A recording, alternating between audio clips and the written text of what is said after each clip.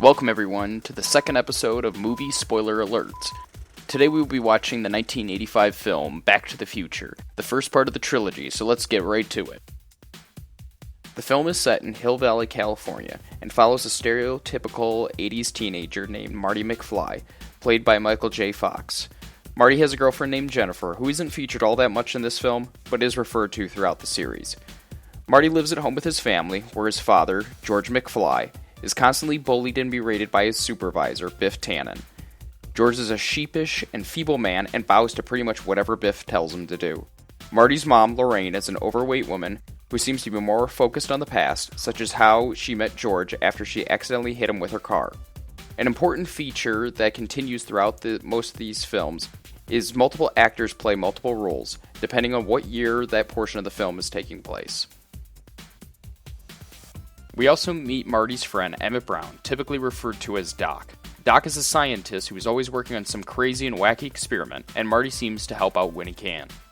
Marty ends up later meeting Doc in a parking lot, where Doc shows Marty the DeLorean that he's converted into a time machine. The DeLorean utilizes a flux capacitor, which is powered by plutonium, which Doc stole from a group of Libyan terrorists. While running some initial tests on the vehicle, however, the Libyan terrorists show up and gun down Doc.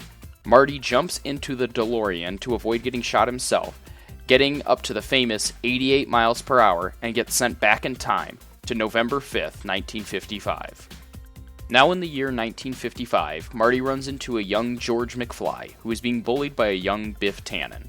After Marty saves George from Biff, Marty has to save George again from being hit by a car, which ends up knocking out Marty instead. Marty begins to wake up and finds himself in a bedroom and begins talking about how he had a strange dream of being sent back into the past, thinking he's being comforted by his 1985 mother. Instead, however, he is actually being comforted by his 1955 mother, Lorraine, who is about the same age as him and is somewhat aggressively flirting with him. Marty is mortified, not only by the fact that he is being hit on by a younger version of his mom, but he also realizes that he's ruined the opportunity where his father originally met his mother. Marty eventually finds the 1955 version of Doc Brown, and Marty convinces him that he is actually from the year 1985. Marty expresses that he needs more plutonium so he can go back to his original time. However, Doc explains that getting plutonium is not a very easy task, and they decide to use the famous historical lightning strike that will hit the clock tower later this week. They will use the 1.21 gigawatts of power that comes from the lightning in order to allow the DeLorean to travel back to the year 1985. Saturday night, we're sending you back to the future. Marty realizes after looking at a photo, though, that him and his siblings are beginning to fade out of the picture because his parents had never met the way that they were supposed to, causing them to never fall in love, and Marty to never be born. So Marty begins to work on a plan to get his parents back together so that he can be born and the events of the film can still take place and not cause a paradox. Through a series of events, Marty ends up taking Lorraine, his mother, to a school dance. Marty's plan was to force himself on his mother, causing her to be offended, and for George to come in and save the day. However, Biff shows up, and Biff instead tries to force himself on Lorraine. George punches Biff, knocking him down, and Lorraine ends up going with George to the dance floor, where they have their first kiss. There is then a scene where Marty plays the guitar on the dance floor, and really that doesn't have much to do with the story, but it's a relatively iconic scene. After leaving the dance, Marty returns to the clock tower where the lightning is supposed to hit. Doc has everything set up, and Marty tries to give Doc a letter warning him about the Libyan terrorists. Doc rips up the letter out of fear that the knowledge will result in catastrophic outcomes.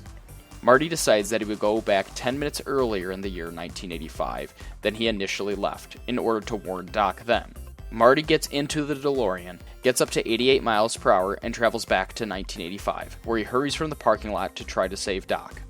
Unfortunately, however, Marty is too late, and Doc is still shot, and he sees the other version of Marty take off in the other DeLorean to go back to 1955 initially. Marty runs down to Doc to be with him during his last moments, and it turns out Doc was actually wearing a bulletproof vest, and he had actually taped up the letter that Marty had given. Doc takes Marty back home, and then Doc takes off for the year 2015 to see what the future has in store. The next morning, Marty finds that his family has drastically changed. They seem wealthier, his father George is a more confident man, His mom Lorraine is fit and in shape, and even Biff, who in the beginning of the film was George's superior, is almost now a servant to the McFlys.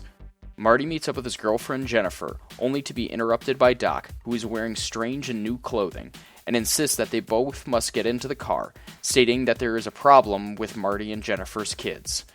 The film ends with one of its most famous lines. Thank you for watching, and please comment below with what movie you would like me to review next.